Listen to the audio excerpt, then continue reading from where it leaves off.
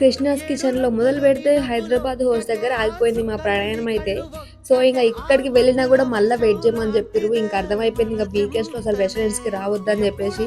ఒక 10 మినిట్స్ అయితే వెయిట్ జేసినాం ఇక్కడ గూడా. ఇక వెయిట్ జేసిన తర్వాతకైతే మంచిగా అనిపిచ్చింది. అంటే ఎండలో పడొచ్చినాం గదా! ఏసీకి చాలా బాగా అనిపిచ్చింది.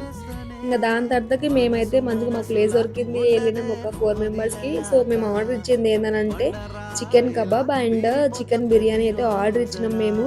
సో, టేస్ట్ అయితే చాలా బావుంది. కబాబ్ టేస్ట్ అయితే కొంచెం ఆ పీస్ బాగా సాగినట్టు అనిపిస్తుంది గానీ, రబ్బర్ లాగా అనిపిస్తుంది. బట్ బిర్యానీ మాత్రం చాలా బావుంది.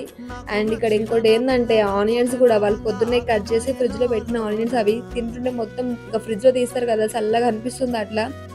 ఎంతైనా ఫ్రెష్‌గా ఫుడ్ తినడం వేరు. ఇట్లా పొద్దున్నుంచి పెట్టిన ఫుడ్ తినడం వేరు.